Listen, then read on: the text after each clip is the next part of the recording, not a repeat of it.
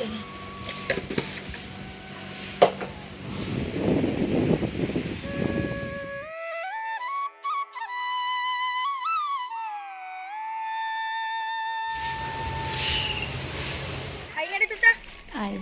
ඔයාලා හැමෝටම අද මගේ වීඩියෝ එක අමු ගොරකා වලින් ගොරකා පේස්ට් එකක් හදාගන්න විදිය. අපි ඉතින් මේ දවස්වල අපේ ඕපන් කිචන් එකේ වැඩ පටන් ගන්න ඒකට වමනා කරන කුළුබඩු රැක් එක හදන ගමන් තමයි ඉන්නේ.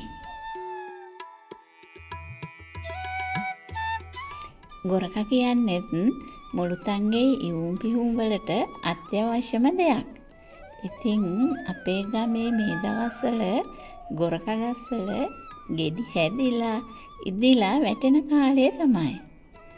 ඒක නිසා මම හිතුවා අපේ දරුවොත් එක්ක මේ ගොරකා වලින් ගොරකා පේස්ට් එකක් හදාගන්න අපේ ඕපන් කිචන් එකේ කුළුබඩු රැක් එකට තියාගන්න.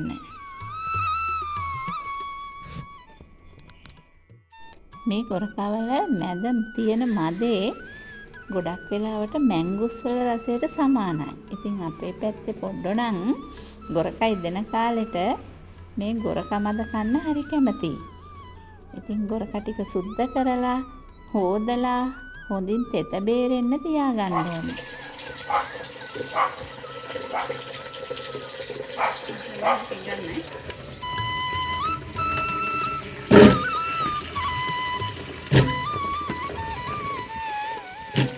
ඉතින් ඔයාලගේ පළාත්වලත් මේ දවස්වල ගොරකා ඉදලා තියෙනවා නම් බලාගන්නකෝ මේ පේස්ට් එක හදාගන්නේ කොහොමද කියලා.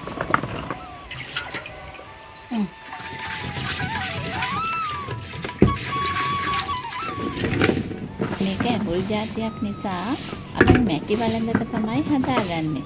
ඉතින් මැටි වළඳක මෙන්න මේ විදිහට ගොරකා ටික අහුරාගෙන ලුණු ටිකක් දාන්න ඕන. ලුණු දාලා මේක ලිපේ තියලා තැම්බෙන්න අරින්න ඕන.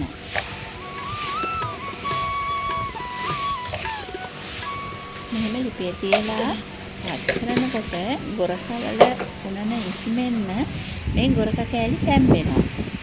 හැබැයි ගොඩක් තද ගින්දරේ නැතුව සාමාන්‍ය ගින්දරේ දවසක් දෙකක් මේ වැඩේ කරන්න ඕන.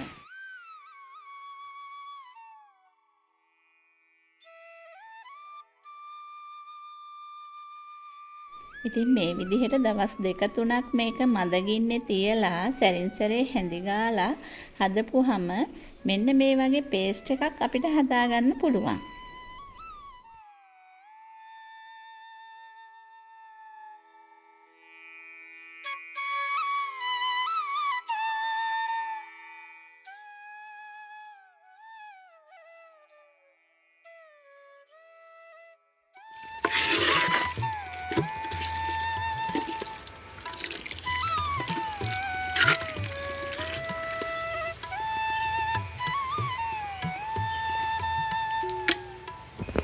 මේ පදමට මේක හදාගත්තාම මේකේ තෙත ගතිය නැති නිසා අවුරුද්දක් වුණත් අපිට කිසිම ගැටලුවක් නැතුව මේක බෝතලයක අහුරලා තියාගන්න පුළුවන්.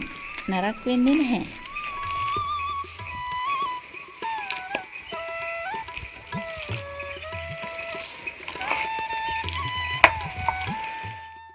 ගොරකා වල හොඳ ඖෂධීය ගුණයක් තියෙනවා. ඉතින් ඒක නිසා මේ වගේ ගොරකා පේස්ට් එකක් හදලා මේකෙන් මෙන්න මේ වගේ පොඩි ගුලියක් දවසකට ආහාරයට ගන්න පුළුවන් නම් සිරුරේ බර පාලනය වෙන්න, කොලෙස්ටරෝල් පාලනය කරගන්න හොඳ ඖෂධයක් කියලා අහලා තියෙනවා. මේ පේස්ට් එකේ තියෙන්නේ 100%ක්ම පිරිසිදු ගොරකා සහ ලුණු පමණයි. කිසිම රසායන ද්‍රව්‍යයක් අඩංගු නැතුව අවුරුද්දකට වැඩි කාලයක් මේ පේස්ට් එක හදාගෙන අපිට පාවිච්චි කරන්න පුළුවන්. අපි ඒක අත්දැකීමෙන්ම දන්නවා.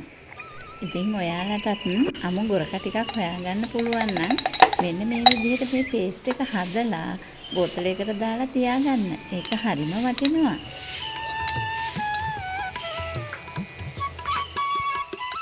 මේක ගැන තව මොනවා හරි ඔයාලට දැනගන්න ඕනි නම් පහලින් කමෙන්ට් එකක් දාන්නකෝ. තවත් වටිනා වීඩියෝ එකක් අරගෙන ඉක්මනින්ම එන්නම්. ඔයාලට සුබ දවසක්.